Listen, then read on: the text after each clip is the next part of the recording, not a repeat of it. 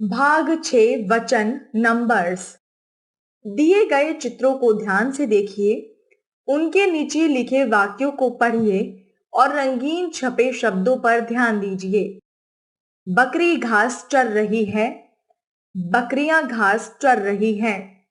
किताब मेज पर रखी है। किताबें मेज पर रखी हैं। उपरोक्त वाक्यों को पढ़ने पर हमें पता चलता है कि बकरियां और किताब शब्द संख्या में एक हैं और बकरियां तथा किताबें शब्द संख्या में अधिक होने का बोध करा रही हैं।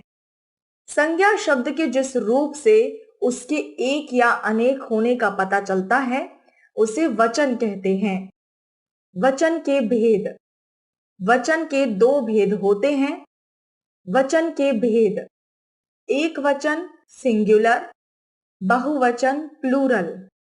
एक वचन: संज्ञा के जिस रूप से उसका संख्या में एक होने का पता चले उसे एक वचन कहते हैं, जैसे सीटी, घोड़ा, लड़की, चिड़िया। गाय, चूहा, पंखा, गेंद।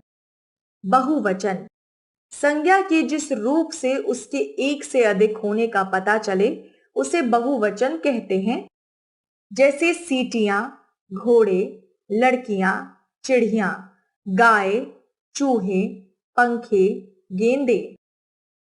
आदर देने के लिए बहुवचन क्रिया का प्रयोग। गुरुजी पढ़ा रहे हैं। माताजी खाना बना रहे हैं। महाराज पधार रहे हैं। इन वाक्यों में गुरुजी, माताजी और महाराज एक वचन संज्ञा है, किंतु उनके साथ बहुवचन क्रिया का प्रयोग किया गया है क्योंकि ये आदरणीय है। ध्यान देने योग्य बातें: कुछ शब्द सदैव बहुवचन में प्रयोग किए जाते हैं, जैसे आंसू, प्राण, दर्शन, दाम, हस्ताक्षर, बाल आदि।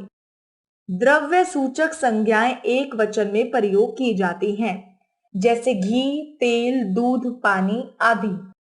संबंध बताने वाले संज्ञा शब्द एक वचन और बहुवचन में एक समान रहते हैं, जैसे नाना, चाचा, मामा, दादा आदि। कुछ शब्दों के एक वचन बहुवचन रूप पढ़िए और समझिए। एक वचन बहुवचन: मुर्गा, मुर्गे, लड़का, लड़के, पुस्तक, पुस्तकें, तलवार, तलवारें, पंक्ति, पंक्तियां, कली, कलियां, वस्तु, वस्तुएं, महिला, महिलाएं, वधू, वधुएं, बहु, बहुएं, सेना, सेनाएं, कन्या, कन्याएं, पत्रिका, पत्रिकाएं, अध्यापिका, अध्यापिकाएं, रुपया, रुपए, केला, केले, आंख, आंखें, बात, बातें, गुड़िया, गुड़िया, बिल्ली, बिल्लियां, जाति, जातियां, बुढ़िया, बुढ़िया, मित्र, मित्रगण, मजदूर, मजदूर वर्ग, पाठक, पाठक वर्ग, कवि, कवि वृंद, आप लोग, छात्र, छात्र वृंद, देव, देवगण, दर्शक, दर्शकगण। हमने सीखा वचन संख्या बताते हैं। वचन दो प्रकार के होते हैं, एक वचन तथा बहुवचन। कुछ शब्द सदा एक वचन, कुछ सदा बहुवचन के रूप में प्रयोग किए जाते हैं। आदर देने के लिए बहुवचन का प्रयोग होता है। संज्ञा या सर्वनाम का वचन बदलने से क्रिया का रूप भी बदल जाता है।